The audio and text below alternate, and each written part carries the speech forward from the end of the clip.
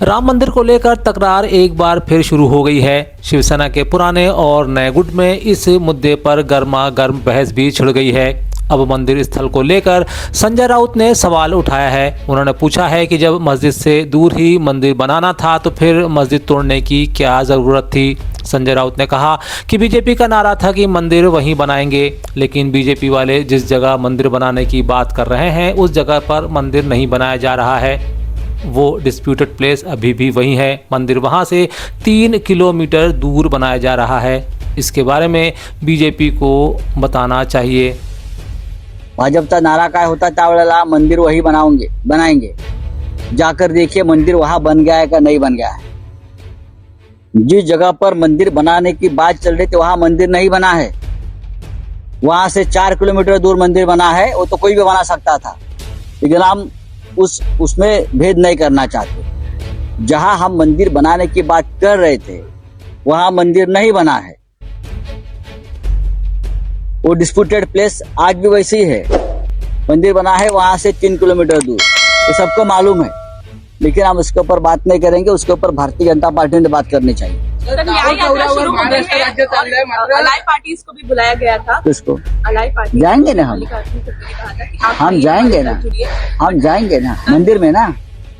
मंदिर के बाद न्याय यात्रा में हम सब जुड़ जाएंगे।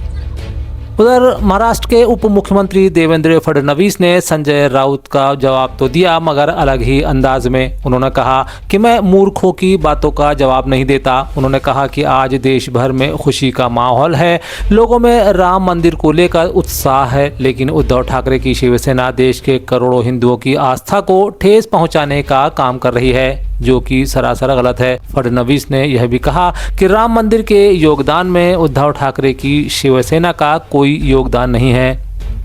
देखिए, पहली बात तो मैंने जिंदगी में ये फलसफा मेरा है कि मूर्खों को मैं जवाब नहीं देता, लेकिन मैं इतना जरूर कहूंगा कि इस प्रकार से हिंदुओं का अपमान करना छोड़ दीजिए। आपका राम जन्मभूमि के आंदोलन में कोई कंट्रीब्यूशन नहीं है।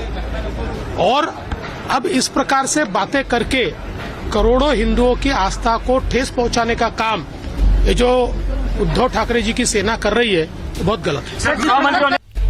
हालांकि इस बहस पर खुद हिंदू महासभा भी संजय राउत के साथ खड़ी दिखाई देती है। हिंदू महासभा के राष्ट्रीय महासचिव देवेंद्र पांडे कहते हैं कि यह उचित नहीं है। उन्होंने कहा कि राम मंदिर निर्माण के नाम पर आस्था का मजाक बनाया जा रहा है। आपको जानकर आश्चर्य होगा, जो कॉरिडोर बन रहा है, जिसके फोटो पूरे भारत में फैलाए जा रहे हैं, उस पे लगे हुए पिलर प्लास्टिक के हैं।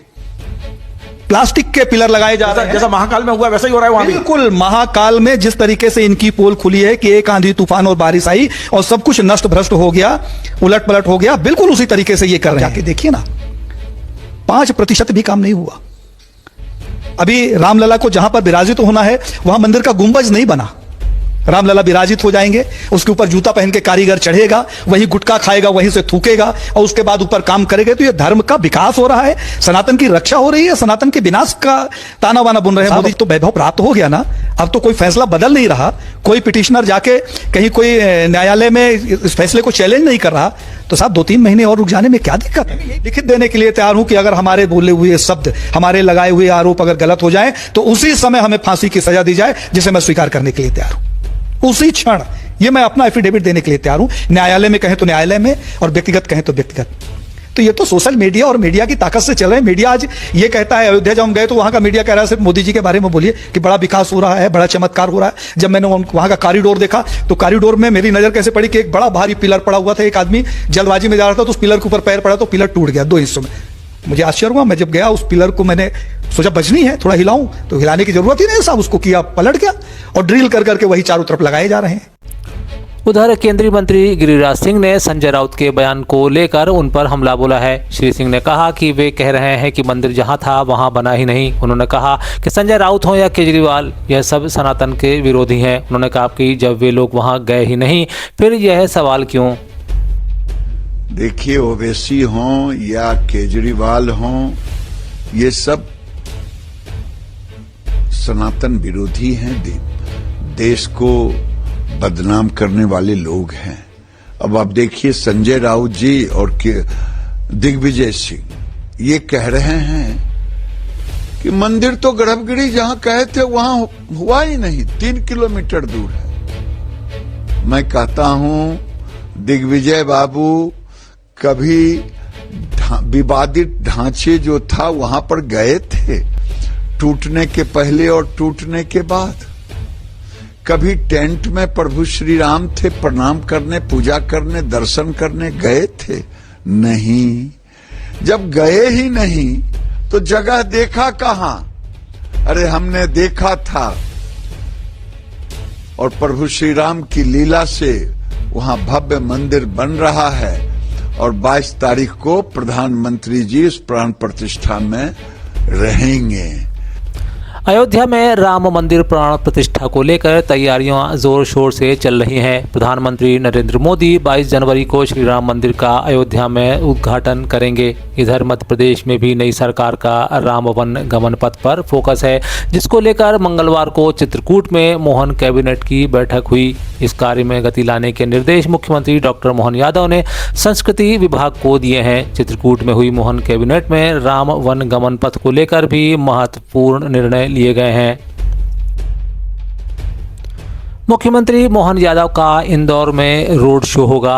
इस दौरान सीएम मोहन यादव बीआरटीएस के 6.5 किलोमीटर हिस्से में केंद्रीय सड़क निधि योजना के तहत एलआईजी चौराहे से नवलखा चौराहे तक बनने वाले एलिवेटेड कॉरिडोर का भूमि पूजन भी करेंगे। इस मौके पर वे बड़ा गणपति से लेकर राजवाड़ा तक आयोजित रोड शो में शामिल होंगे। इसके अलावा श्री यादव द्वारा एलआईजी चौराहे से नवलखा चौराहे तक बनाए जा रहे एलिवेटेड कॉरिडोर का शिलान्यास भी करेंगे। साथ ही स्क्रैप से बनी राम मंदिर की प्रतिकृति को देखने वे विश्राम बाग भी जाएंगे। भारत जोड़ो न्याय यात्रा के तीसरे दिन कोहिमा में राहुल गांधी ने नागालैंड के लोगों को अहम संदेश दिया है। अपनी भारत जोड़ो न्याय यात्रा के दौरान कोहिमा के एक रैली को संबोधित करते हुए राहुल गांधी ने कहा कि मार्च का विचार लोगों को न्याय देना और राजनीति, समाज और आर्थिक संरचना को सभी के लिए अधिक समान और सुलभ बनाना है। गांधी ने कोहिमा युद्ध कब्रिस्तान का दौरा किया और उन लोगों को श्रद्धांजलि भी अर्पित की जिन्होंने द्वितीय विश्व युद्ध के दौरान कर्तव्य का पालन करते हुए सर्वोच्च बलिदान दिया था। पिछले साल हमारी भारत जोड़ो यात्रा थी। कन्याकुमारी से हम कश्मीर चले और काफी इम्पैक्टफुल ऐतिहासिक यात्रा रही। उसके बाद काफी लोगों ने हमें कहा कि कन्याकुमारी से कश्मीर अगर यात्रा की है तो वेस्ट से ईस्ट या ईस्ट से वेस्ट भी होनी चाहिए, और काफी सजेशंस आए। तो एंड में कांग्रेस पार्टी ने डिसीजन लिया कि हमें ईस्ट से वेस्ट यात्रा करनी चाहिए। ये यात्रा न्याय यात्रा है, भारत जोड़ो न्याय यात्रा।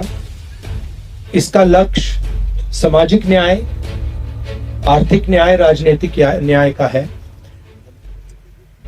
मुद्दे उठाने का है। इधर मध्य प्रदेश में राहुल गांधी की भारत जोड़ो न्याय यात्रा को लेकर राजनीति चरम पर है। बता दें कि मध्य प्रदेश भाजपा के अध्यक्ष वीडी शर्मा ने इस यात्रा को लेकर तंज कसा है। शर्मा ने कहा, देश कांग्रेस से न्याय मांग रहा है। कांग्रेस ने धर्म के साथ क्या क्या किया है, संस्कृति के साथ क्या किया है, देश और देश की सुरक्षा के साथ क्या किया है। देश का जनमानस इसका हिसाब मांग रहा है। इस पर तुरंत पलटवार करते हुए मध्य प्रदेश कांग्रेस के प्रवक्ता के मिश्रा ने इस पर आपत्ति ली है। उन्होंने कहा है कि कांग्रेस और राहुल गांधी पर की गई टिप्पणी अशोभनीय है। क्या हो रहा है? देश कांग्रेस से न्याय मांग रहा है।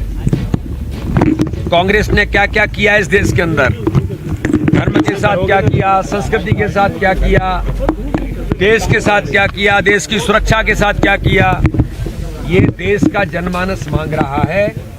अब तो ऐसा है इस देश के अंदर प्रधानमंत्री नरेंद्र मोदी जी के नेतृत्व में 22 जनवरी को एक नया इतिहास भारत ने दुनिया के अंदर बन रहा है। आदरणीय विष्णुदत्त शर्मा जी ने आज कांग्रेस पर और विशेषकर हमारे नेता राहुल गांधी जी की भारत जोड़ो न्याय यात्रा को लेकर जो टिप्पणी दी है वह अशोभनीय है। और वीडी शर्मा साहब से हमें इन्हीं टिप्पणियों की उम्मीद थी, क्योंकि उन्हें लोकतंत्र, संविधान, प्रजातंत्र और न्याय इन शब्दों से नफरत है और उनकी पार्टी की विचारधारा भी कमोबेश इन शब्दों से नफरत ही करती है। तो न्याय यात्रा के खिलाफ उनका बोलना वाजिब है। मैं तो उनसे यही प्रार्थना करना चाहूंगा कि यदि वो सच्चे देश प्रेमी हैं तो एक दिन के व्यस्ततर कार्यक्रमों में वे अपनी कटौती करें और उस न्याय यात्रा में शिरकत करें। मध्य प्रदेश के पूर्व गृह मंत्री दतिया में भले ही चुनाव हार गए हों, लेकिन उनकी ठसक अब भी बाकी है। इसी के चलते नरोत्तम एक बार फिर चंबल के क्लस्टर प्रभारी बनने की दौड़ में शामिल हो गए हैं। बता दें कि लोकसभा चुनाव 2024 को लेकर मंगलवार को दिल्ली में बीजेपी की अहम बैठक आयोजित की गई थी। इस बैठक की अध्यक्षता बीजेपी के राष्ट्रीय अध्यक्ष जेपी नड्डा और गृह मंत्री अमित शाह ने की। यह बैठक क्लस्टर प्रभारियों के साथ की गई है। मध्य प्रदेश की 29 लोकसभा सीटों को 7 क्लस्टर में बांटा गया है। ऐसे में एमपी के प्रदेश अध्यक्ष विष्णुदत्त शर्मा बैठक में शामिल थे। इस बैठक में नरोत्तम मिश्रा के अलावा विश्वास सारंग, प्रहलाद पटेल, कैलाश विजयवर्गीय, जगदीश देवड़ा, राजेंद्र शुक्ला भी दिल्ली पहुंचे थे। बड़ी बड़ी मरने मारने की बात करते हैं। आप बच्चा ये कि आप बोल यही चीज। अरे आज भी आराम से करिए। आज कैसे इसने बोल दिया? मैं रिस्पांसिबल हूँ, कैसे बोल दिया? अरे नहीं बोला मैडम। मैं हूँ क्या? मैं कौन हूँ? मैं तहसीलदार हूँ। अरे साहब हम प्रोजेक्ट है, शासन का प्रोजेक्ट है। शासन ने किसने चुना? शासन को, सरकार को। आप लोगों ने चुना?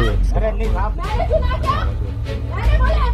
मध्य प्रदेश के मुख्यमंत्री डॉक्टर मोहन यादव ने सोशल मीडिया पर देवास जिले के सोनकच्छ तहसीलदार के वायरल हो रहे वीडियो को संज्ञान में लिया है।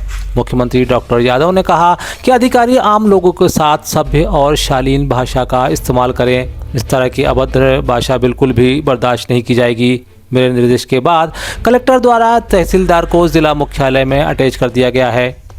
बता दें कि कल ही तहसीलदार का एक वीडियो किसानों से अभद्र भाषा में सोशल प्लेटफॉर्म पर वायरल हुआ था। इसमें तहसीलदार अंजलि गुप्ता किसानों पर भड़कती हुई दिखाई दे रही हैं।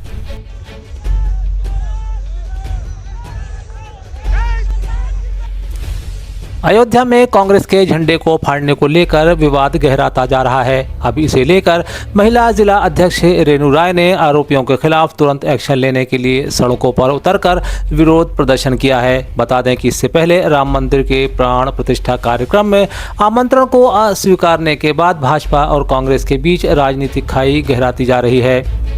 कुछ अराजक तत्वों ने मेरे पार्टी के कार्यकर्ताओं का, मेरी पार्टी का झंडा छीना, उसके साथ गाली गलौज बदतमीजी किया, उस पे हाथ उठाने की कोशिश किया और जय श्री राम के नारे उठाए। ये मंदिर एक व्यक्ति का नहीं है, ये मंदिर सबका है और मैं इसकी घोर निंदा करती हूँ। ये बहुत शर्मनाक और निंदनीय घटना है। मंदिर में जोबड़ विधानसभा के ग्राम किलाना आज़ाद नगर में विधायक श्रीमती सेना महेश पटेल ने 350 मीटर लंबे सीसी रोड का भूमि पूजन किया। बता दें कि उक्त रोड लगभग 10 लाख रुपए की लागत से निर्मित होगी। इसके बनने से ग्रामवासियों की बहुप्रतीक्षित मांग को साकार होते देखने को लेकर स्थानीय ग्रामीणों में हर्ष व्याप्त है। बता दें कि इससे पहले ग्रामवासी लंबे समय से रोड बनाने की मांग करते रहे हैं।